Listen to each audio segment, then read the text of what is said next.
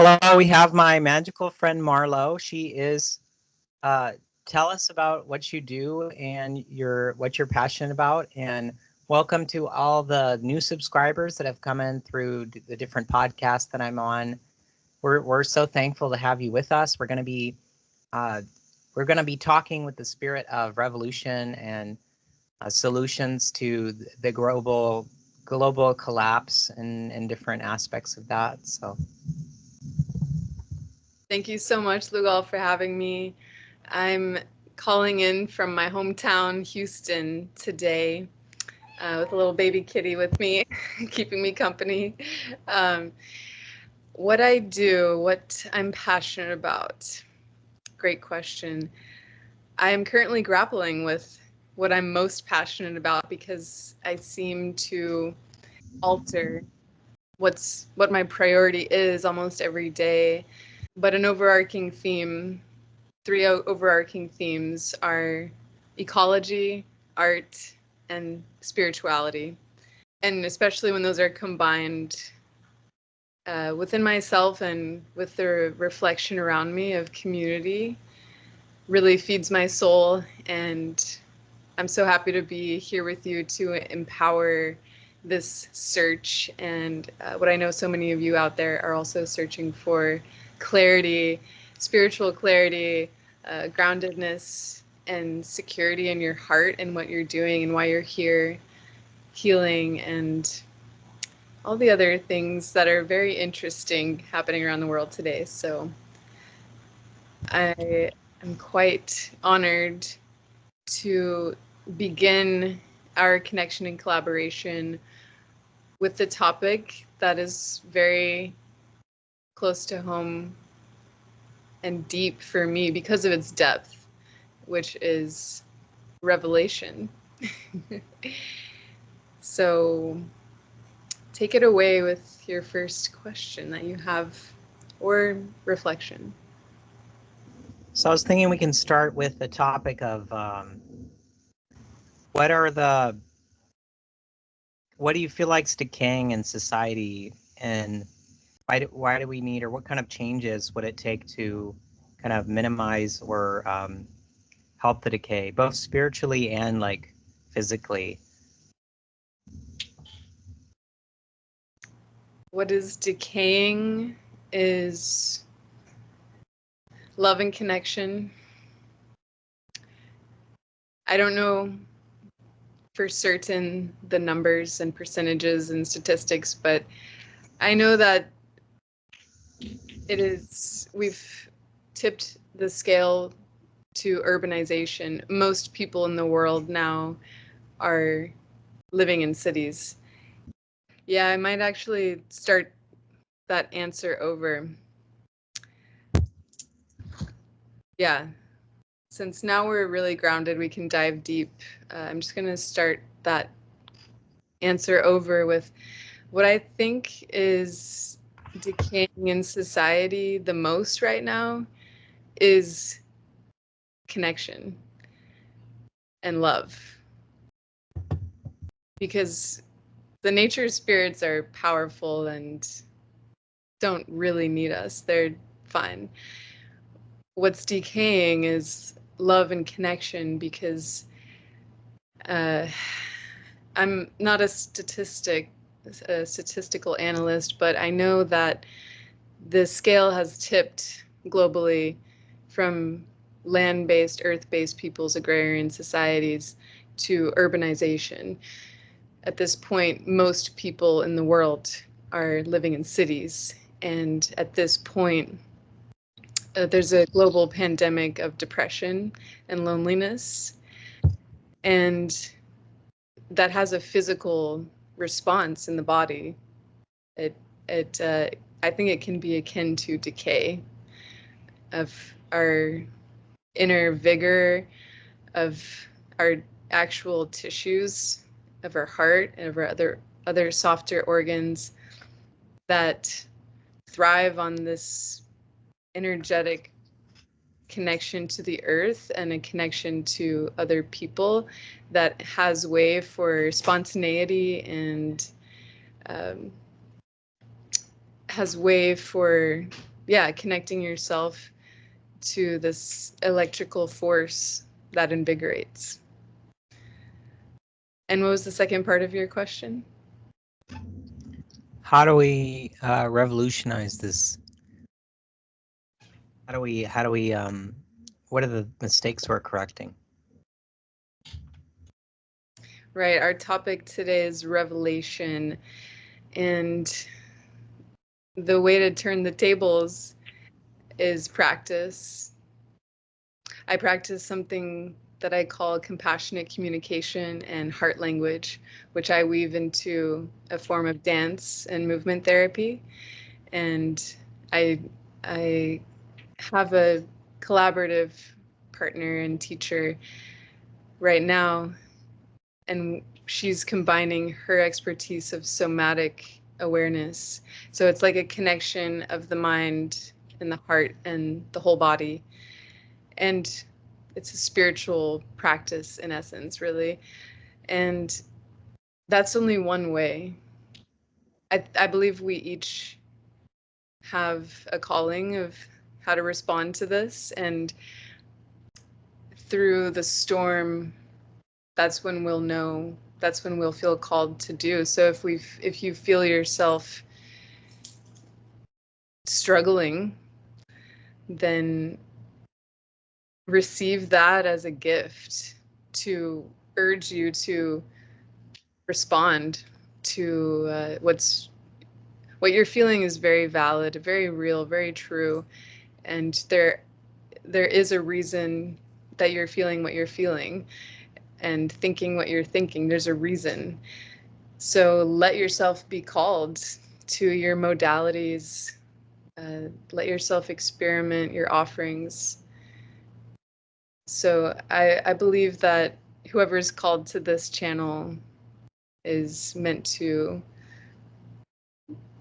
find that out for themselves. And for me, another big one is permaculture education and channeling the divine through the canon of tarot, mysticism, symbolicism, mythology. I could go on, but I'm really curious to hear your gifts, Luval, synopsis of your response to the decaying of society. My response is that when the spirit leaves something, then it's no longer able to have a higher structure. It kind of separates into boxes, into smaller parts, and takes on that process is a chaotic process of death with our societies and set up in such a way not conducive to the human soul, to the spirit of mankind. It's not conducive to its flourishing and actually mechanicalizes the human being. This is where the depression comes in. Depression is lack of spirit. It's lack of the pneuma. It's lack of a lack of being able to access the inspiration and access something beyond oneself. And so you slouch into the lower aspects, and that can be from overstimulation can be from being outside of environments that our bodies are like designed for. It can be part of being disconnected from other humans or other animals or plants. It can be being there's just so many different ways that decay can come in. Some of the solutions, I think, are creating intentional communities, creating a lot of different avenues. I would love for you to tell our viewers about what intentional communities are, because this is the first time that I've brought up this topic on this channel, really. Great question. I would call intentional communities self-evident in its title. A group of people that have come together intentionally with a purpose and a decision on why they're coming to live together to share resources and to hearken back to our tribal nature and what we've evolved over many, many, many generations to become what we are today in a form of living the solution on every level of existence, of intentionally gathering to support one another on the plane of mental and spiritual faculties, and to be physically showing up for each other to provide food, shelter, and other physical needs together. And I have spent the majority of my adult life, so I've spent about 8 to 10 years searching and seeking for the right intentional community to live in the US. And I would love to tell stories about that, and also note that I'm now opening the Pandora's box of seeking intentional community on a global level. I'm seeking a spot somewhere in the world, not just in the US. So it's going to be quite a journey. And I'm happy to share with any of you in the US about what I've learned and discovered in my search for finding the right one, and how to use permaculture principles, which I might define permaculture right now as well for you, in case you don't know. And that is a design science, a philosophy about sustainability. It can be applied to anything, really. That's what makes it a philosophy. It's most typically applied to the realm of meeting human needs, and the Earth's needs, and meeting the need of equality and harmony amongst all life. But the philosophies of observation, seeking wisdom from patterns to details, things like this can be applied to business, can be applied to relationships, can be applied to your ikigai, for your search for your purpose, and can be applied to your interior design of how you organize your space. It's all gardening, is what my favorite permaculture teacher always says, is that everything gardens. So what are you growing? What are you taking away? Because a gardener gives life, but a gardener also takes life away in order to let their intentions be met. Of maybe their intention is to bring back a native species that's on the brink of extinction, because that's the decay we're facing on a global scale. Is we're going through a mass die-off, we're going through a mass extinction. Currently we're living through it. Like we're the survivors, and we're the cause in a lot of ways. So we have a big responsibility to take on as a humanity right now. I think I love what you're saying with the intentional communities. It's super exciting. And I wanted to say about I think why the intentional communities are not just some fun thing. It's that I see the countries of the world, the borders breaking down, and kind of a centralized world government as coming kind of like Orwellian, Brave New World.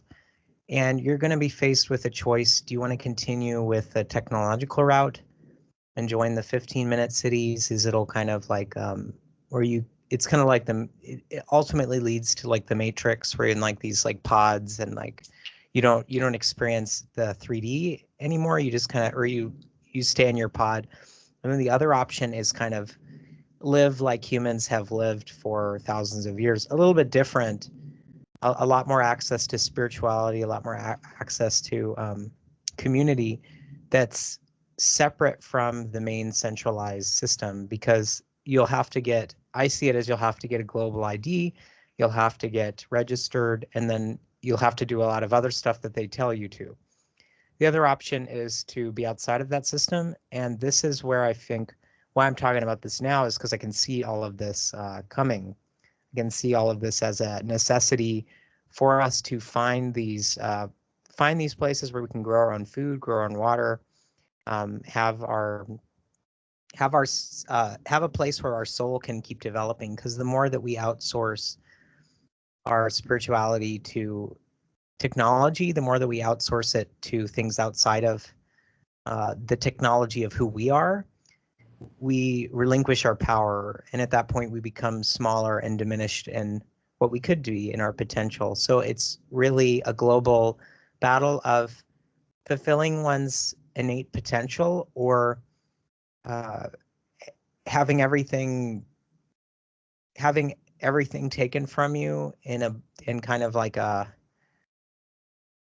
parental, like an overly accommodating parent way, like a parasitical parent. That's the way I see like the technological route, is that it's very easy. You're going to get everything that you want, but you're not really factoring in what you're becoming in all of it. And maybe some people are fine with that. And I think what's great about this new epoch is that you really get to, a lot of people will get what they want, in terms of, if they don't, like if you deny spirit, then I think that the universe will give you an opportunity to live that reality, that everything's just inanimate, or everything's just mechanical, and you'll be able to become mechanical. You'll be able to become lack of spirit. Or if you believe in spirit, if you believe that everything is alive and living and you can interact with it in a relation way, I think the universe will mirror that to you and put you on a timeline. This is the greatest time in history for the freedom to choose, to ascend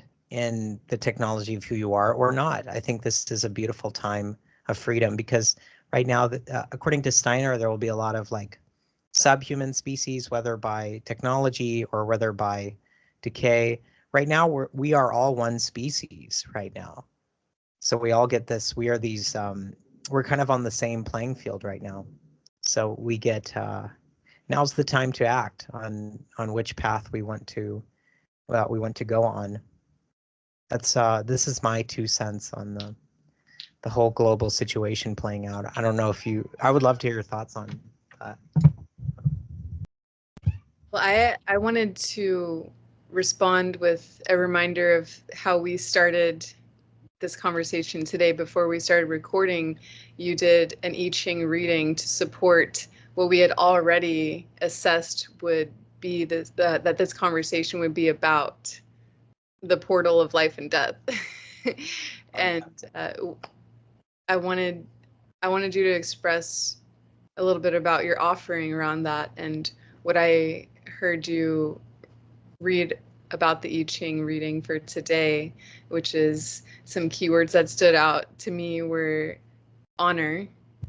So through the life and death portal, we come here to honor our ancestors, to honor the sanctity of life, the sanctity of this universal necessity of the difference between being in a physical body and being somewhere in the universe, in the spiritual, non-physical, or maybe physical in a different way.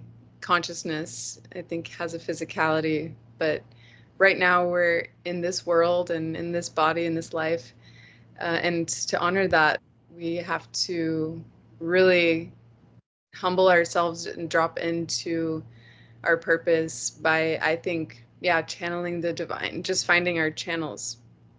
And we're being corrected right now is an important thing to realize and to think about right now. That's what's present, is we're being corrected by forces that are much wiser than we are, and that's kind of a relief. To me, it feels like a relief of like, okay, like, yes, we are a little bit like children in that we are children of deities. We are children of source that doesn't have questions. It only has expressions and answers. And I think that's a much better thing to be a child of than a robot or a machine that is made by babies. Like if humans are the children and we're creating machines, those are much, uh, on a much lower level of intelligence than source itself. So that's what's coming up for me on this topic of revelation. Wind over wind and friendship, peace conversations, opening one's heart to heaven, and sages. Well, when you said sage, I immediately thought of the plant sage, because I'm a plant freak. But I love that our first iteration of this discussion, finding the juiciest topics on consciousness, spirituality, and sustainability, it's the perfect place to begin. Revelations in between life and death portals and digging up the juiciest stuff. So, and having a heart-to-heart about it. So tell us about your offering for I Ching readings and I Ching conversations. I Ching is also modeled on the 64 peptides of the DNA, and it's like the original ChatGPT. It provides a gateway for so many different. It uses, it's like binary and they're called trigrams, then it's hexagrams. It's very numerical, and you set an intention, it starts to become a friend that impresses upon you different things. I'm offering to people this I Ching readings with an astrology for only $22. So very affordable, and we can work on any question that you have and seek your ancestors, seek a conclusion, as well as Marlo is offering her tarot readings. So we're here to support you in cutting through the confusion of what's happening here, giving our 2 cents, some possibilities for healing there. We really appreciate your support and helping us to continue to do what we're doing through all of this. And any purchase that you make for a reading or otherwise, you get access to my exclusive Blue Galls World Discord community, that even if you just did one reading, you can get into the community there and like call people, talk to people. You can make so many friends that are also on the Ascension timeline, which is kind of hard because our world's so isolated. I will literally, get you in contact with the people in there. And I also have planned like maybe a monthly get together, voice chat, video chat thing for the people that are members. So you get to connect to a whole community with any purchase. So, yeah. Beautiful offering. I can't wait to get one. I Ching, and is it a card that you drew or coins? It was coins, wasn't it? I use 400-year-old Japanese coins from the Edo period, and I will shuffle them. And you shuffle them 6 times to get the hexagram, and then sometimes you'll get changing lines, which means that one's the one that you have, your free will can change.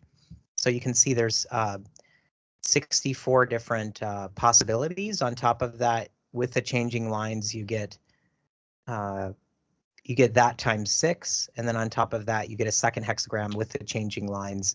So you get all of that times 2. So I don't even know how the math goes, but it's probably over 1,000 different possibilities that spirit can speak to you through it. Yeah. Wow. And you drew wind over wind for our topic of revelation. And I want to say, what are the chances of that happening 2 days after a tornado came through my hometown? And I felt like I was very close to it, and it was coming for me, and I had a moment of revelation. of finding shelter under the countertops. We were clearing out all the cleaning supplies and whatnot to be able to crawl under there, take shelter. And tornadoes don't typically come through my hometown of Houston. It's usually tropical storms and flooding we have to worry about. But this time it was wind over wind, or wind with wind, swirling through us. And I feel blessed to have witnessed and experienced that, not only to have survived it because there were some fatalities, but Wow. to have witnessed it in such a way that felt mystical, like a mystical experience, like I was connected to source and divine goddess with the water swirling around. And I was completely unaware that it was on its way. By the way, I was having a conversation about ornithology on my friend's porch 10 minutes before the storm came in so quickly. And then he had a free library on his front porch open to the community here we have on the east end of Houston that connects musicians, artists, performers, healers with reviving this underground culture of underground culture. I mean, creating of culture by artists and for artists, coming together and being inspired by each other, energizing each other. So one of those people was at one of those locations was Casa Casador with my friend Duke, and we were talking about how the Audubon Society has all these resources and fans and people in supporting it, and patrons and elders and philanthropists that are just obsessed with birds and bird watching and ornithology. So I was really lit up, like the lightning and the storm was at a distance at that point. I had no idea it was on its way, but our brainstorm was definitely happening between me and this old friend. And I was tapping into these ideas that could save the world, these ideas that could be revolutionary revelations I was having. And one of them was that, okay, the Audubon Society, that's safe for people to, I don't know, be on our team, like on my team of using spirituality and permaculture to start a new world, to make a new type of humanity. And that might be a resource there of a group of people that maybe they don't even know how much they care about the earth and the health of all beings, which is a very spiritual place in us. And there's this pool that has already, this source of resources and intentions that have already collected and organized themselves for generations. And I think that's one of the solutions, is to brainstorm with people that light you up, to have these peace conversations, which is another meaning you said of this wind Guess over. what the last video that we just posted, guess what the description was? What was it? Grounding ourselves before the wind of change come. The title of the video is Auspicious Astrology of the Last Days of Taurus. That was 1 day ago. Yeah. Mm. We're in sync.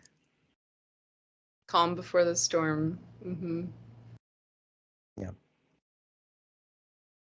And then the next minute, the rain was blowing horizontally or even up, and we were grabbing this whole shelf of books from outside in the porch because it was literally getting drenched, like a waterfall was hitting it from sideways. So we were pulling it inside, saving these books, and closing the door shut just in time to really take shelter because we could feel the power of the storm coming, and lighting candles and continuing our peace conversations as the power went out and the whole city was experiencing a collective experience. And I think there's a big thirst for that.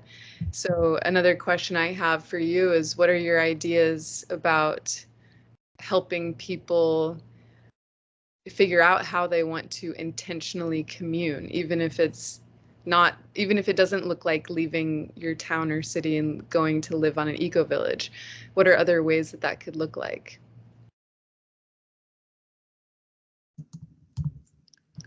Finding spiritual cafes, spiritual events, finding hobbies, finding groups in your area, finding Discord servers related to what you're interested in, finding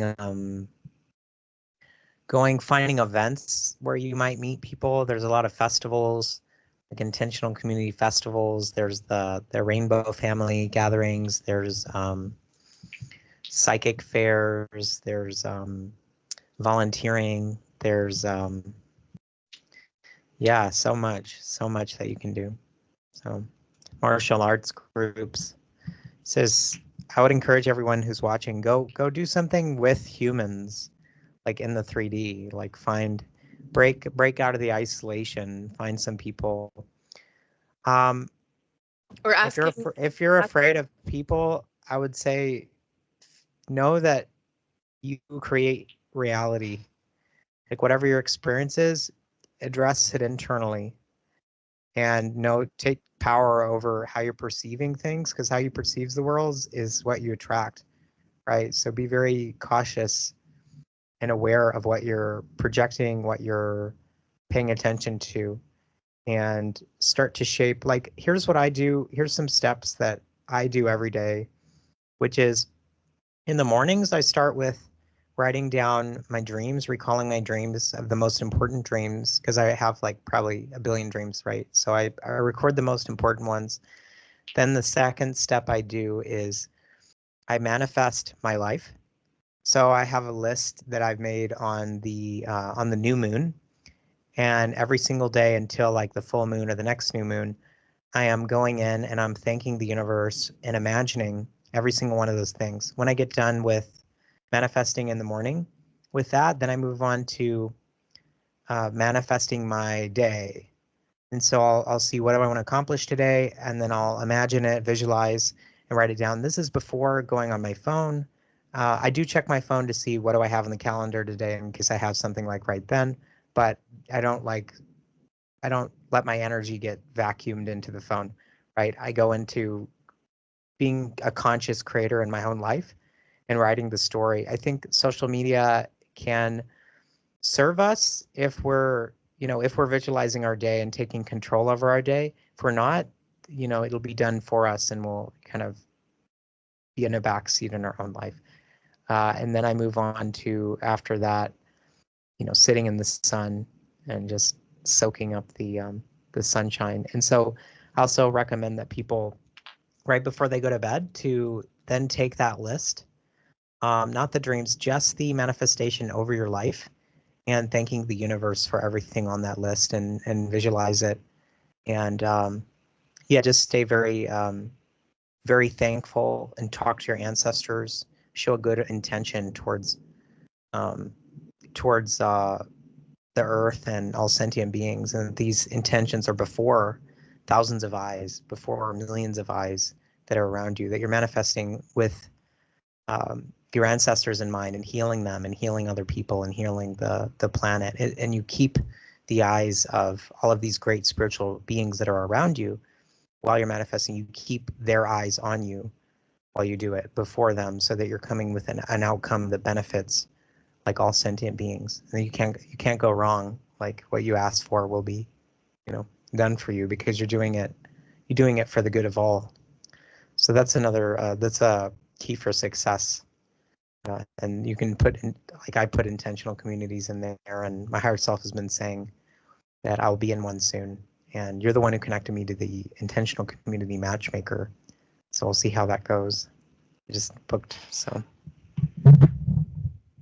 so happy to help with that. And that's the line of work that I hear myself echoing. Is there a way to stop that? I think the mic was pointed towards your computer. Oh. And you set it down. Try, yeah, maybe putting it somewhere else. I don't hear it anymore. Better now? Yeah. Okay, good. Excellent. So yeah. Technology is unstable. So, yeah. Or maybe I need more reflection of myself. So also because we're the same personality, we have some of the most likely personalities that interfere with technology, in my opinion. I don't know if you have that experience, but both of us, like I showed my friend and he freaked out because we went to like go, I guess, buy bread at the store or something, and then the all the electronics like went out and it never went. It's like really weird. So both of us together is probably amplification because we have so much energy, you know. I love it. Well, I'm calling in some stability for our intention of sharing our message today, which I want to bring us back to the message of solutions for the decay. And I loved that you brought up your practices, your personal practices of manifestation. And it made me think of a good question, which is, how does one prepare for that very important sacred act of manifesting and its purification?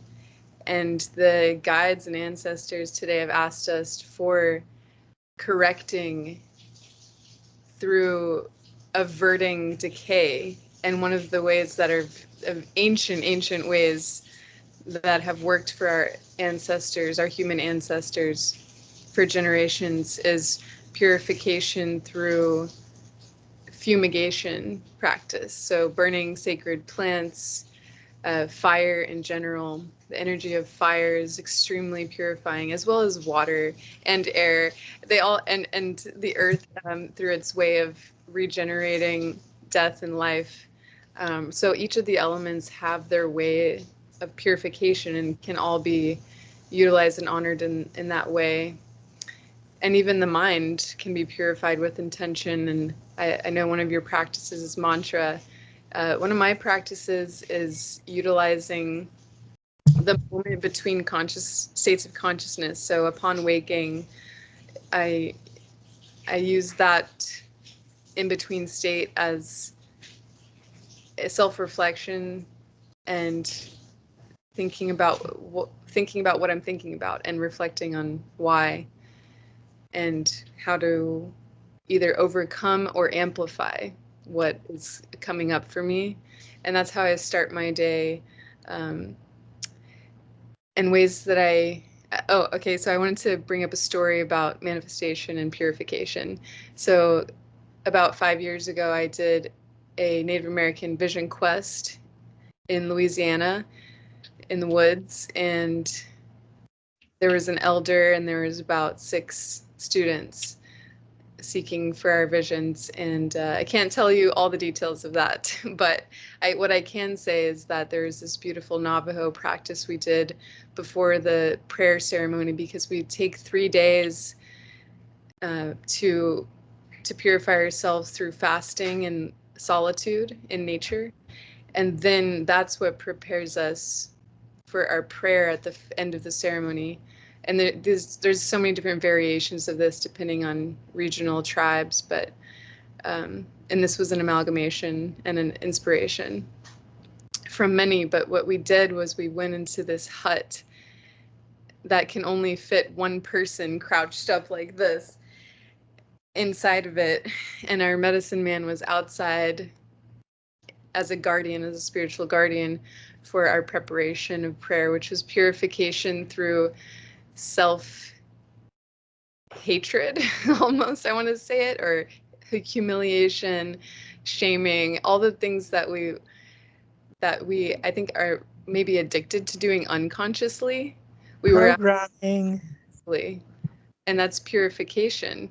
So we allowed ourselves and gave ourselves like an honorable place with the guidance, like with the ease and peace of having a medicine man there condoning this behavior of like yelling at ourselves, telling ourselves why we're ashamed, like why haven't we done this and that, why are we so weak, you know, all these things are true as well. And that was his teaching method. And for many, many generations of Native Americans to prepare themselves for the pipe ceremony, to prepare themselves for what they want to bring in for manifestation and prayer, to ask our guides so for help with. And what I was reading recently about the Dharma path is that something the Buddha said was that anyone can pray in a time of stress. Anyone can, you know, ask for money when they pray. You know, anyone can pray out of desperation, but it is the sage that prays with real clarity. And I think that the way to accomplish that is purification, like taking a little bit more responsibility for why you might be feeling needy or desperate, and looking inward and giving yourself empathy for that too, because that's the first step. And that's part of the healing that I offer with my heart language and movement meditation therapy, is starting with that, being honest with yourself. Beautiful. Yeah. Where are we at? I think it's been about an hour, but do you have any other questions that are coming up for you? Anything what's alive for you right now?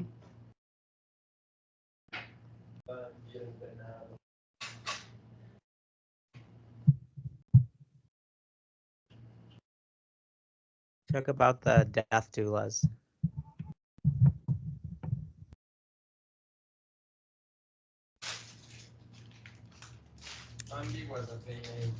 Mm.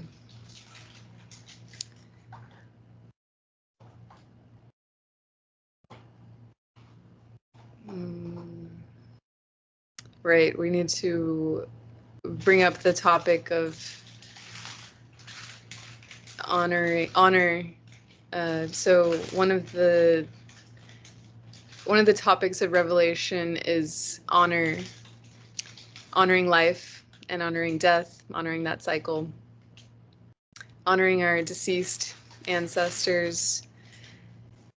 And that topic in humanity is currently changing in, I would say, in the US, in our social environment here.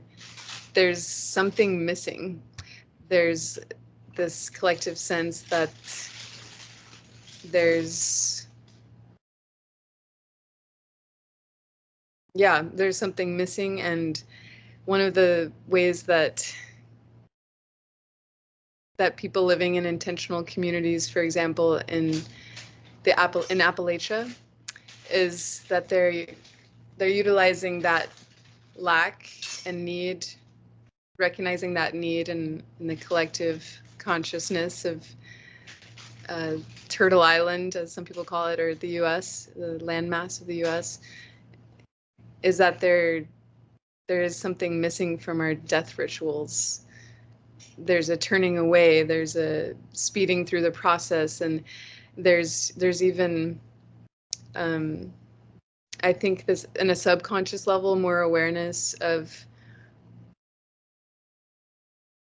what part of the deceased are still conscious or with us in their in-between states of consciousness of life and death, and in what ways to honor their life and their legacy and the purpose that they had, or maybe the the therapy that their soul might need to go on to the next thing, because maybe they didn't have the opportunity or the environment so that they could live their full purpose in that life. So what some intentional community folks in Appalachia are doing is utilizing this need of not only land, which is one of the resources that people starting intentional communities have, land, time, reverence for the divine.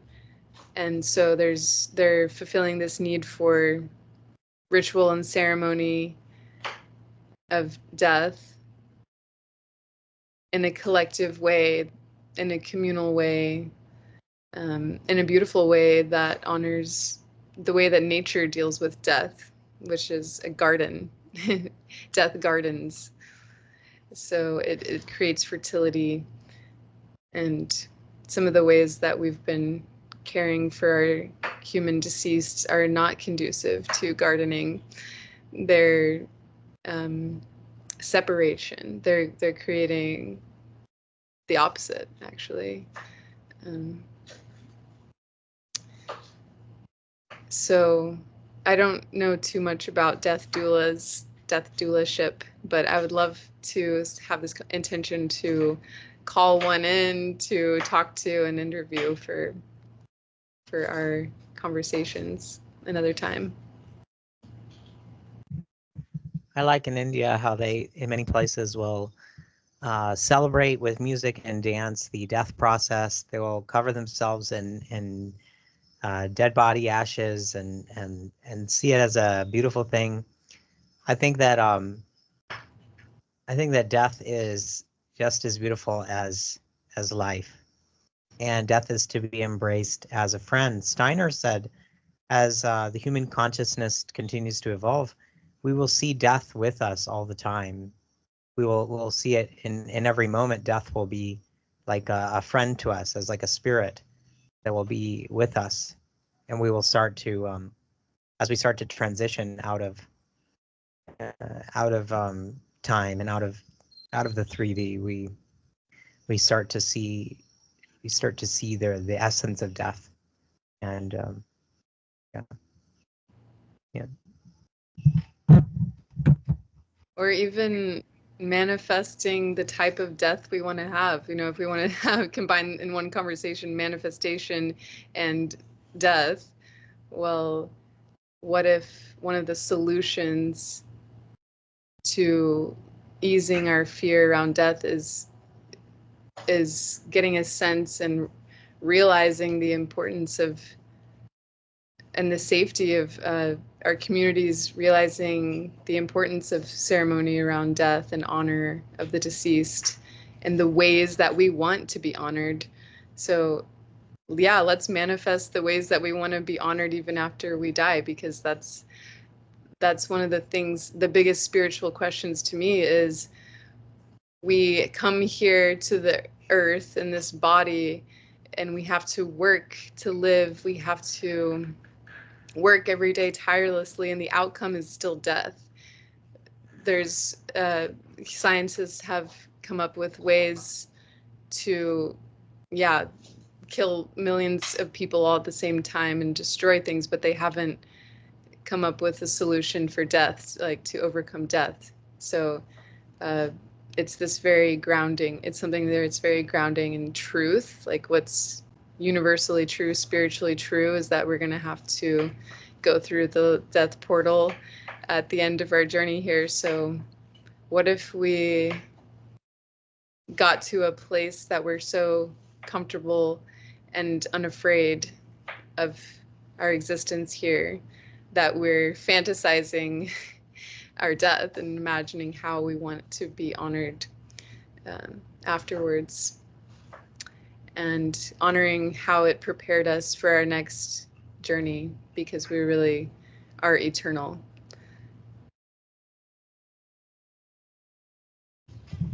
Beautiful. So everyone, enjoy your mortality while it lasts.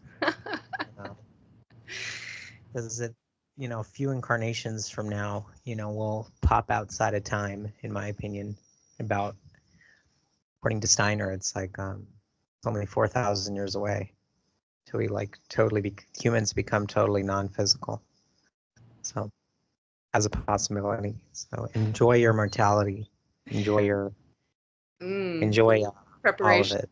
for Enjoy death while it lasts. Thank you, Lugal, for that reflection. I needed that. Yep, that's the point of flowers, and it's that they die, right? It's a famous quote about that.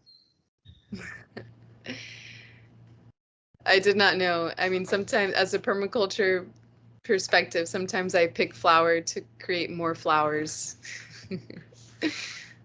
Yeah, definitely. So I'll end this out with Om Mani Padme Hum, Om Namo Guanchen Puso. We thank you that everyone that's watched this podcast will decrease in suffering and increase in illumination on the ascension path. We thank you for all of the guides, helping them attuning their ears to the things they needed to hear, that they click on the most perfect side, perfect timing in the video. And this video would cause just infinite light and infinite love in everyone who hears, and grace, and also to prevent the decay and create the wellness economy and the global revolution of spirit. Aho and amen. And check out the links below to contact her and get a reading. Peace.